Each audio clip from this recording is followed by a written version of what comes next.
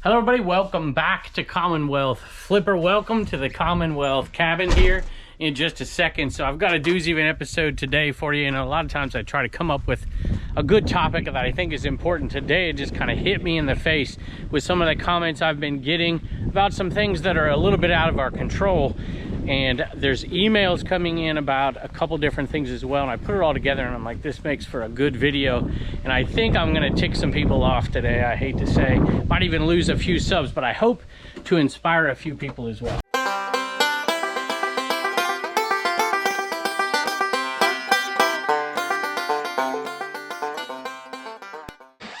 And we are going to jump into that topic pretty darn quick here, really quick. But I want to give an update on the last video that I did where I stated that I was going to change the way I structured my listing to make sure I got more up. And I'm going to talk about that here in just a second. Here we go. Got a nice little wee sale. And it's not a huge one, of course, but Michael Jackson usually sells pretty decent. This one sold, I think, for 14 bucks.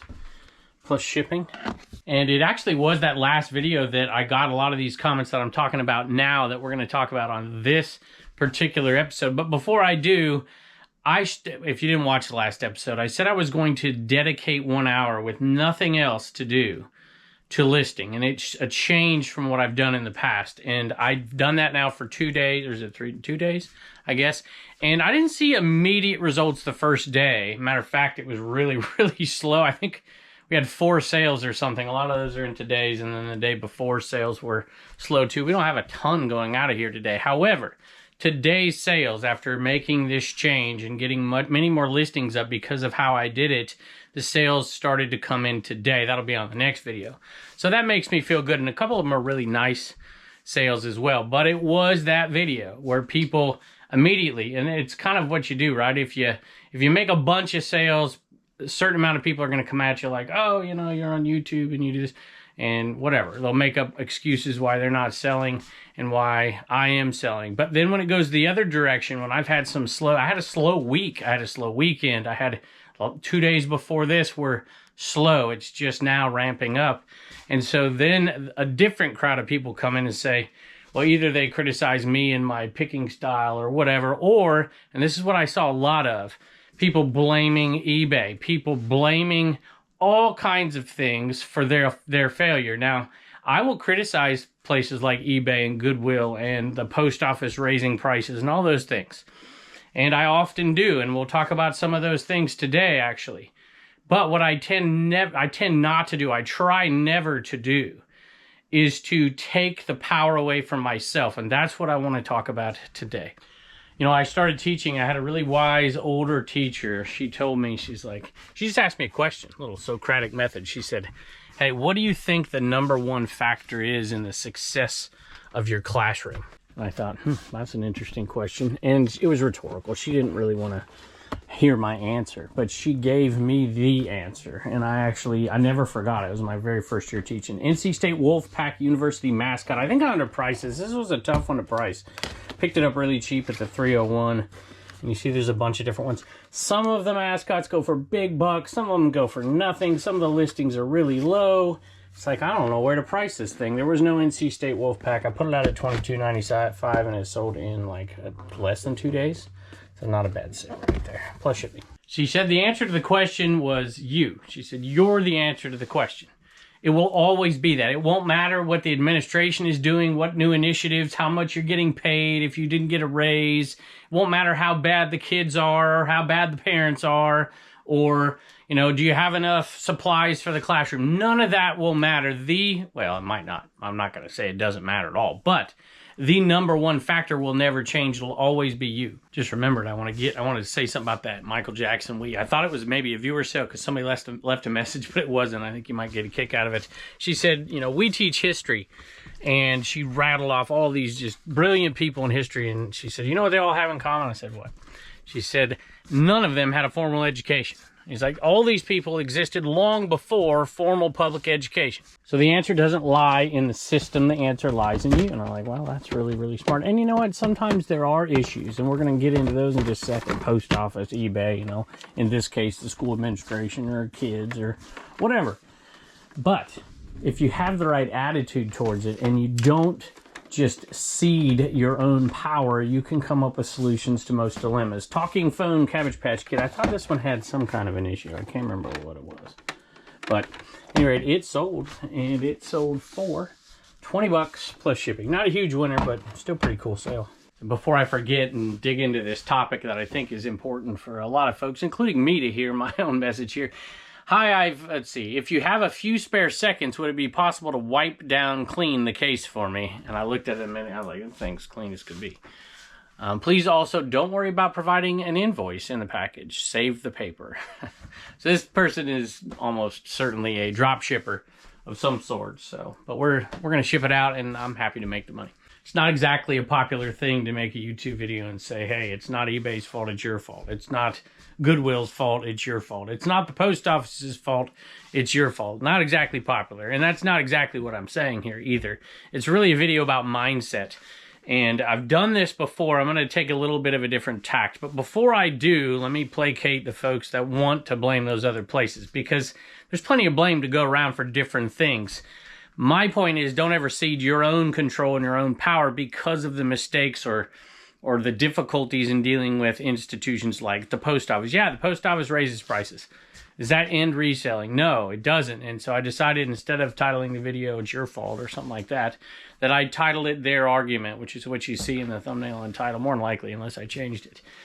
And, you know, it is a struggle at times, especially when things are going bad, to have something heaped on top of you, or when eBay's going through difficulties, or they make a dumb decision, or you're competing against people that seem to have a leg up for whatever reason. Or if we're looking at Goodwill side of the equation, if you're just a Goodwill thrifter or something like that, and you live in an area where their prices just went stupid all of a sudden, then it's demoralizing, right? But there's always an answer to your dilemma some way, shape, or form out there. And if you have the attitude of, I am the most important thing in my business, and I am going to make it work, I'm going to be creative, I'm going to maneuver around all of these changes, I'm going to slowly go a different direction and test this out, or, you know, there's all kinds of different answers to the equation here. If you have that mindset, you will find a way to succeed almost all the time. That's not always the case, but it is the case 99% of the time. And I got quite a few of those folks putting those comments like, hey, I'm done with eBay, I'm done, you know, because they're going through a hard time. And that's fine. It might be the right decision for some folks. Or I'm done sourcing at, you know, Goodwill or wherever because of this or that. Or the post office was the last straw and we can't keep this up. And all those things. This is a cool sale, y'all. I got a couple of emails I want to talk about too. Again, this was, if you remember me telling the Death Pile Picker story, this came from there as well. This one was not nearly as good a shape. You can see this is a little dry rot on it right here, but Ski Cat, this thing is cool. And I sold the big one for $200 plus shipping. This one sold for, what did this one sell for? $100. $100 plus shipping. Cypress Gardens. Find those old wooden ones in decent shape. They go for decent money. This is in good shape with the exception of this right here. It's a pretty cool piece. And that's not to say we don't have the right to voice our displeasure in a platform like eBay, or any platform for that matter. It's not to say we don't have the right to complain about the post office jacking the prices up again. We do, and sometimes I do, for sure. But I think there's just another piece to the equation that is much more important than all of that. You know, when I was a teacher for 21 years, I often took on battles with the school administration, not the school administration, with downtown, with the school district. And I don't think one time I really won an argument. I may have swayed a few things with groups of teachers, but I probably never won an argument. That's not the case at the local school level. Oftentimes in the own administration, teachers would have enough influence to dictate and kind of, not dictate, but at least to influence decisions. So being part of that process is not a bad thing. That is not what I'm saying. I think we need to have our voices heard, especially when we're making money for eBay, for sure. So here is, this is a creepy cool item right here. It's a vintage Howdy Doody. Boy, he looks freaky. And he's missing clothes and whatever, and you see he doesn't have a hand. I don't know what the deal is with that, but this one I'm like, I don't even know if I want to list it. But I did, and I just put it out there at a good price point. It sold quickly, $15 plus shipping. So complain away. Just I wish, I hope that people are complaining and taking action at the same time. You've seen me do this. I'm going to continue to do it. All these little things that I do on the side, and one of them is kind of a new initiative. You know what? I might let the cat out of the bag, because I think it applies to some of what people are talking about, especially the sourcing side of it. The people that are like, I can't source at the Goodwill anymore, and I get half my merchandise from the Goodwill or whatever. And that's not the case for people all over the country. There are some Goodwills that are super cheap, and the bins are still providing incredible deals. But some people don't live near bins. Some people don't live in places that have good Goodwills that have decent prices still. Or some people don't live where there's other thrift stores. We finally have a second, like a competing thrift store, but there's never really been anything but the Goodwill around here. And so I'm going to let the cat out of the bag of something I've been thinking about for a while. I might even get your feedback, because I'm not quite completely set on what I want to do, because a lot of this scares me. But my point is, I'm doing all these other things here in order to protect my ability to resell.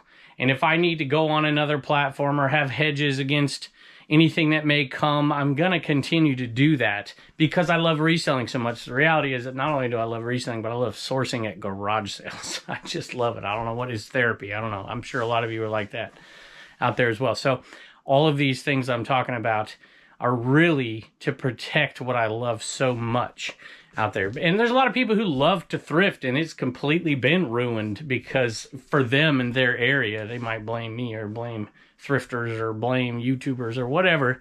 But it is definitely different. It's definitely harder for some folks out there. It's harder on eBay. It's hard. You're getting pinched everywhere. eBay pinches you a little bit here and there. The post office pinches you a little bit here and there. Goodwill pinches you a little bit here and there. Even, you know, inflation at garage sale prices. And I've seen that over the last couple of years as well. By the way, before I forget, a quick thank you to Mark, who bought plans for the Commonwealth Picker shipping table over on CommonwealthPicker.com. Now, I went through just piles and piles of records and didn't come up with too many winners out of what I found. And the ones that were winners were little oddball ones. There's a gentleman in the comments, it's Vine, I can't remember what your name is, but he always says, you know, it's not always the ones you think. And there's another one that sold a little bit here today that's kind of like that. I'm like, I've never heard of this. Stevie Wonder, Interventions, and this one's in poor condition, but Songs in the Key of Life. And those two, I just put them together, $24.95 plus shipping. So, you know, I always say the unexamined life is not worth living, the Socrates quote. And that's kind of what got me along these lines. Putting the comments that I was getting there and some emails I've been getting lately as well along those lines, but in a totally different way. You know, it's people that are searching for the answer, right? Some folks are searching for more good items, quality items to resell for money because the way they source is dried up. And I've got a lot of those lately. I got 2 yesterday. And this is in the middle of sourcing season for a lot of people. I get a lot more of these in the wintertime. And then I've been getting messages that I solicited from people, and I did not think I would get this response. I'm going to tell you about that in just a second. You know, I much prefer respond. Well, I mean, how do you respond to somebody who says it's eBay's fault? You know, I'm going to quit. Okay, I don't know how to respond to you. I much prefer the messages where I get people that are like, hey, you know what? You know, this is my dilemma. This is what I'm looking. This is what I want. You know, do you have any suggestions? I don't always answer because I don't have time. But those people at least show that initiative. Like, hey, I'm a searcher. I'm looking. You know, most people who look for answers typically find knock and the door shall be opened unto you. And that's typically the way I am. You know, I used to coach baseball. I talk about it. Some of you are probably like, yeah, you talk about it too much. But one year I was coaching, well, I'll tell the story in a minute here. Signature A Club here, speaking of Goodwill. I only go to Goodwill like 3-4 times a year. I just hardly ever go. But I went one time because my family was with me. My wife she was looking for some personal stuff for her, for clothes or something. And I went in there and I found a few good things. It wasn't a terrible day, which was awesome around here, because usually it is. And it's a bag full of stuff for $8.99. I've already sold $30 worth. This is a $25 sale, and I've still got a few more to go. So overall, not a bad day. Signature A Club Lemon Zest Meltdown Cleansing Cream. $25 plus shipping. So back to baseball for a second. I coached forever, and I was the varsity head coach for 15 years or something, and I think there were years I'd have 10 coaches that were working on my staff, and I would get to choose them, of course. I mean, I would hire them, right? And it's not like they're getting paid a bunch, so you don't have, like, tons of people to choose from. But I could tell who the coaches were that I really, really liked and that were really beneficial for the team, just simply because of the same stuff I'm talking about, their attitude. So if we had a day, or the middle school team or the JV team or the high school team had a day that they struggled at something in particular, like maybe we dropped a ball because somebody messed up the fly ball priorities, or first and second, nobody out bunt coverage, and somebody didn't do their assignment, and it cost us a big inning, and we lost the game. The coaches that would come and complain about that kid, not in front of them, but complain about that kid, immediately, that was their first response, right? Those were the coaches that weren't as effective. It was the coach that got to practice, like, hey, we're getting better at first and third or first, second bunt coverages today, or we're getting better at first and third situations, or whatever the problem was. They were ready to attack the problem. Now, behind closed doors, we might have those discussions about maybe we need to make some fundamental changes of personnel or something. But if it was their first instinct to do that, then it wasn't taking responsibility as a coach, because we put that kid there and we needed him to be ready, and he made a mistake. So those were the coaches that had the mindset that I'm talking about. I don't know if you noticed, but we got a visitor. We didn't have any visitors last video at all. We finally got one, Poncho, today. So here's what, look, I said this the other day, and this is what I want to talk about, because sometimes you do make decisions, like personnel decisions. You're going to cut bait on something. Look at these shoes. I know myself well enough to know I'm not a good shoe seller. I just am not. 1, 2 bins. All these shoes here, some here. 3 shoe bins, 4 shoe bins, 5 shoe bins. I'm also not good at records, and it's like, why do I spend all this time? You know, if I was somebody that could just plow through records and not look them up and know which ones are worth money, I know a little bit. Know which ones are worth money, know which ones aren't. Then I'd be tempted to really dig into that. Or if I was the person who just liked therapeutically to sell shoes and knows how to picture them, knows how to list them, promotes listings, and I typically don't do that, and that's a category I think that is really important to listing, because a lot of shoe sellers do promote. You know, those are the kind of things where I am very tempted to cut bait. And I have messages. People send me messages all the time. I'm a shoe seller. You want to sell all your shoes? And I'm like, sometimes that sounds really, really tempting, because look, I got 5 bins and a whole other space to put another bin. I got 6 bins I could fill with stuff that I like. And so making the decisions and I know people who niche down, right? They're sourcing massive amounts. I'm going on a tangent here. I'm going to make this point here. How do I make it a little bit more succinctly? I'll try it this way. You probably remember me saying a while back that one of Jess's jobs, she handles all of the live selling along with Bub's girlfriend from time to time, and I don't do any of that stuff other than run the show. And one of the other things I said I was going to start exploring, because I want to protect my reselling business, and when sources dry out, I used to thrift at the Goodwill all the time. It's just not much of an option anymore for me at this particular Goodwill. It's still there, but it's like it's not the best use of my time. Was I would start to explore some of these people who would send me messages like, I got one today. A guy sent me a message today. Hey, I want to sell out my entire inventory.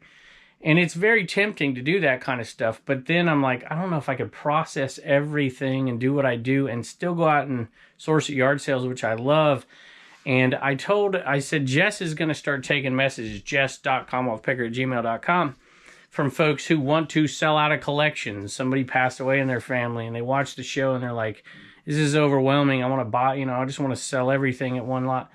And I was shocked by how many messages that I got. Not just from people like that, but from people who source and are resellers themselves, but they're niched down, or they're just overwhelmed with the amount of stuff that they can get.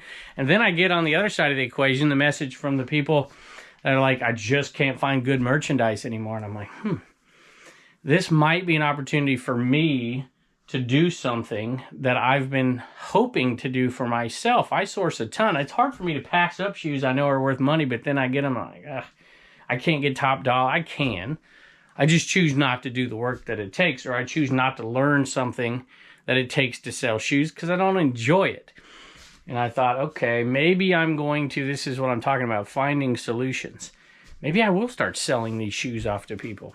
Maybe I will buy these record lots and just sell them off in giant lots to the people who know what the heck they're doing. Sold another one of these. Is this the last one of the rescue garments? It might very well be. I think it is. We're finally out. And we did okay on this. This is a retail arbitrage buy from the Disney store down in North Myrtle Beach. And We did okay on them. Paid $2 a piece, and I don't know how many we bought at this point, but they're all gone.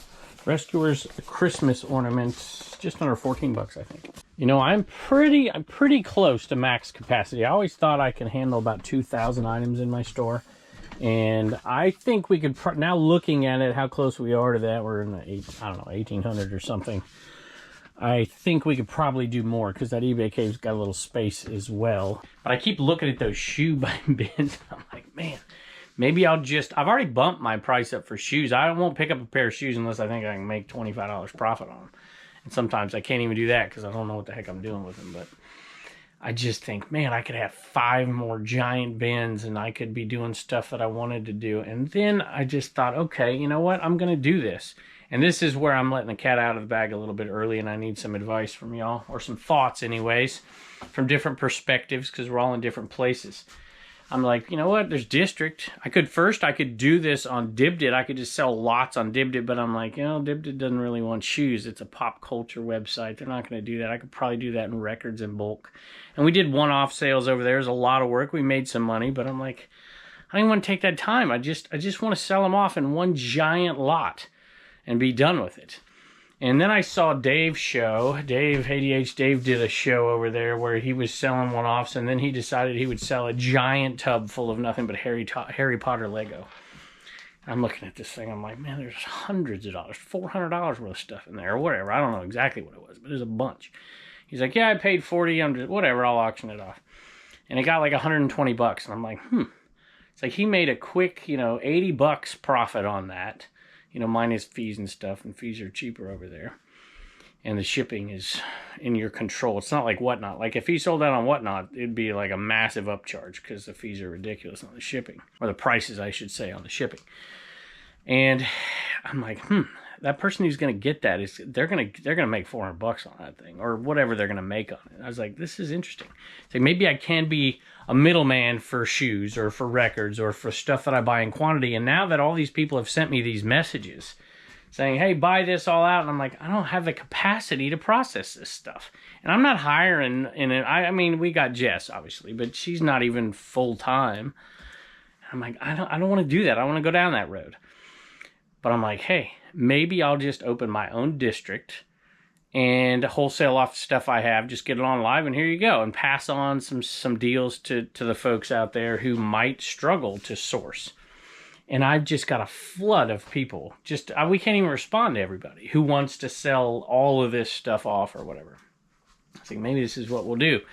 And then I was approached by District. I'm really letting the cat out of the bag now.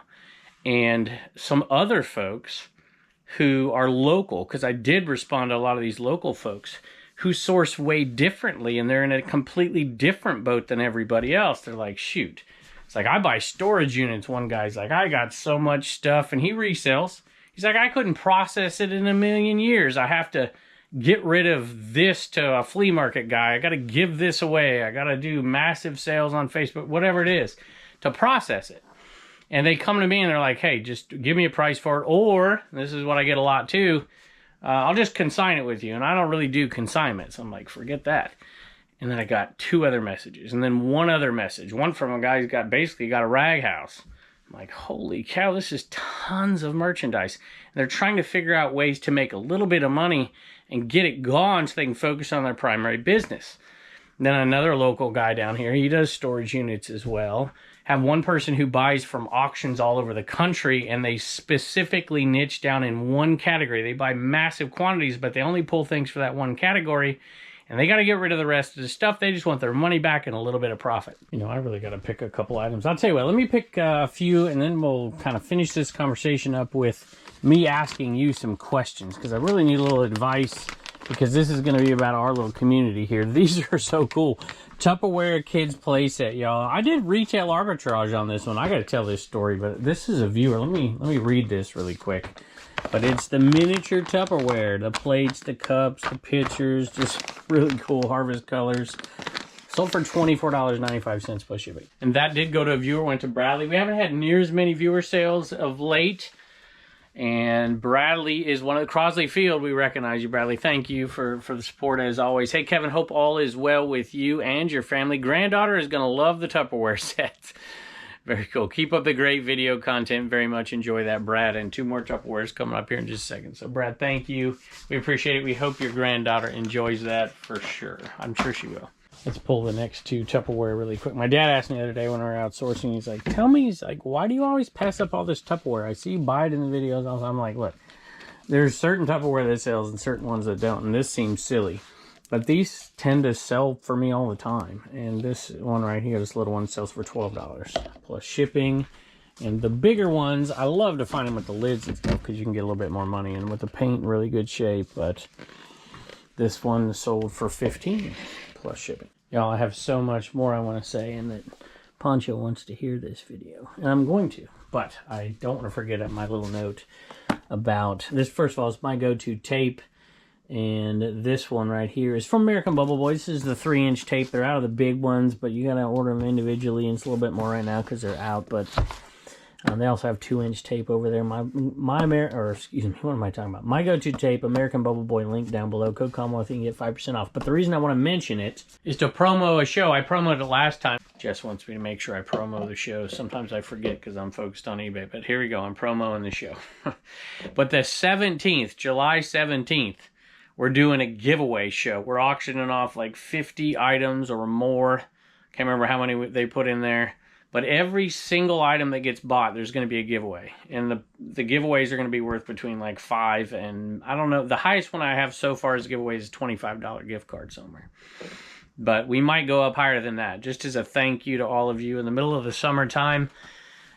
Just for everything you do for us. So Dibdit.com and the giveaway show. We're going to be running auctions, but every single auction is going to have a giveaway. So it's going to be a fun day. Come and join us over there on Dibdit.com. It's the District app. And if you don't have an Apple product, you can definitely use a browser on your computer or on your phone over there. And the Android app's coming soon. Next item's been in the store for so long, I cannot remember. I'm trying to look at my shelves here. I mean, it's been in the store for a year. And I'm hoping it's back in one of these toy bins, because normally when I see an item sell, I know exactly where it is in my mind. But this one, I don't know where it is. Holy cow, I'm so lucky I found this. I really can't believe I found it, to be honest with you. This is the kind of thing that drove me crazy. It's been sitting here forever, but I just put that thing in front of it. And what is this from? I don't even know. I picked it up for $1 at the Escape from the Interstate sale last year. Funko Pop vinyl, Annie Leonhardt. I don't even know who that is, y'all. Is that like a Star Wars? I don't know what that is. At any rate, bought it for $1, sold for $17.75 plus shipping. So apparently, I can imagine if that thing was new, that'd probably be worth a bunch of money if a used one sold for that much. So there are some Funkos out there worth some money. Not most of them, though. So I guess my point, as I get into these questions I'm going to ask you out there is, are you the type of person who takes responsibility for your own business, regardless of what anything else happens? Now, I've heard horror stories like people who were Amazon sellers, for instance, you know, during when the pandemic hit and they're doing the self-branded stuff and whatever, and then the supply dries up and it just ruins your business. So I'm not saying that there aren't external factors that can really derail a business. I'm just talking about in normal circumstances where that's not the case. Are you the kind of person who accepts not responsibility for failure, but at least accepts the fact that you can pivot, you can change, you can do things differently, you can do things better, you can totally change, you can totally pivot. I've seen people who literally have decided that they are going to niche down and start sourcing all over the place instead of sourcing the way they used to because they enjoy a product and it turns out to be profitable. My uncle did that. I talk about Uncle Steve. He is an everything seller, but he's increasingly becoming a singular golf seller. Makes it a lot easier to source, right? Instead of going around to garage sales and hunting all day for any item that's valuable like I do because I love it, he'll go up to a yard sale and he'll look around, and as he's looking around, he'll go to the person having the yard sale and say, do you have any golf clubs? If the answer is no, he leaves. A lot of times, not all the times. And because he's able to do that, he hits way more yard sales and finds way more golf clubs than any normal person out there just going to every garage sale looking for everything. And it's turning out to be far more profitable for him, the niching down method. For him, for other folks, it's not the case. So I guess what I'm getting at here is back to this idea of me originally wholesaling stuff off to focus, not to niche down, but literally to get rid of the things I don't enjoy, that I'm not an expert at, that take too much time away from me, starting a marketplace for this community right here. My original thought process was, hey, I'll just do this myself, because I've always been wary of wholesale and pallets and all that stuff. It's just too much fraud and too many stupid people doing stupid things, and I don't want to put my name on that. I just do it myself because I trust myself to do the right things by people, and I don't necessarily trust other people. But the more I've thought about this, and I've talked about this with the folks over at District, I'm like, you know what, maybe I could create something for my own community. But let me ask you some questions, because I think this is important. I really need to know some answers. So if you guys would do me a huge favor and just answer these for me as honest as you could possibly answer them for me. So if you are a person, talk about sourcing for a second. If you find it hard to find enough good quality items that you can resell, if that's you, tell me in the comments below. And it maybe if it's you during certain times of the year, like I can find stuff at this time of year and I don't have enough to list in the winter or whatever, tell me where you're at sourcing wise. And then if you're the other side of the equation, do you have so much inventory that you would love to find a way to quickly unload boxes of the same type of thing? Like for instance, you know, maybe you have piles of jeans and you just simply don't want to list them. My thought process is there might be enough people in our community that could help each other out in those two ways. Instead of me being the middleman and saying, hey, yeah, I'll buy your, you know, giant warehouse full of stuff, because I don't have time to do all that. You know, what if I set up a marketplace for that person to just make giant boxes of shoes, or giant boxes of records, or giant boxes of plush, or giant boxes of whatever? Would that be beneficial for you as a seller? Tell me in the comments below. And would it be beneficial for you as a buyer who may be niching down and wanting to look for a certain thing? And we did it just in our own community, and we did it with parameters in place. One of the things I thought of, because I just tend to not trust wholesale, is for me, when I was going to do it, I was either going to literally sell it live and show every single item and boom, they're all gone. 50 pairs of Levi's, for instance. Or maybe even the static listings require a video where the video is playing and you're showing every single item. Those are the things that I think would secure it. And if I were to do this, it would probably be at a reduced fee so I could practice what I preach. You know, not paying, you know, ridiculous, and sorry, eBay, but some of the fees are getting a little out of hand over the last couple of years. I don't know. I'm just throwing that out there. This is something I'm really exploring for my own business, but I think it might be helpful for some of us out there. So tell me in the comments below. Be honest what you think. I'm curious to hear it. You know, I finally ran out of these inside the Commonwealth cabin, so I'm going to grab a few more right here really quick. These are currently 30% off. I do that occasionally. And I sold one. That means they're going for like just under $8, I think, for the NWO WCW decals right there. Hey, I want to throw this in really quick. I turned the volume down on CCR. I'm doing some shipping here.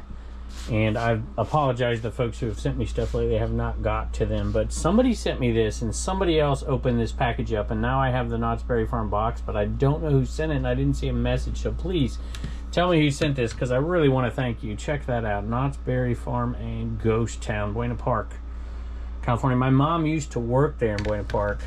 And, of course, they all grew up in Orange County. So, and I lived out in California for a while. So check that out. That is really, really cool. Steakhouse menu, if you remember that episode where my mom was stealing menus when she was a teenager. And like Anaheim, California. Anyway, thank you. And I don't know your name, and I remember the message, and I'm so sorry that I can't thank you here. Send me a message, tell me who you are, and I'll thank you on a video. Appreciate it. Hey, y'all, here's one of those weird ones that I was talking about. I almost forgot it today, so I'm glad I remembered to get it done. Let me see if I can even find it. That is not it. That's a calendar. Just a minute. All right, I found it. Dark Orchid, Sammy Nestico. Got this from Renovative Home, actually. And I just bought a bunch, and I was like, I don't know. It was cheap. And this one actually is decent. This one, I never heard of it. I don't even know who this person is. Is it Jazz or something? Any rate, this one sold for $19.95 plus shipping. Hey, I almost forgot to put the dibdit.com deal of the day. This one right here is $10 if you use code Commonwealth. If you never bought anything over there before, this one you can get for $5. So check it out. It's working too. It's got a couple magnets. You can put it on metal, put it on your fridge. I like it. All right, y'all. I am filming Reagan up here right after I filmed last videos, just to knock 2 out, so I don't have to make her go downstairs since she has a broken ankle. Okay. All right, baby. What do you got? Daniel got a junkyard flipper sticker. Anton got a junkyard sticker flipper. And so did Ronnie, and he also got a CWP mug, I think.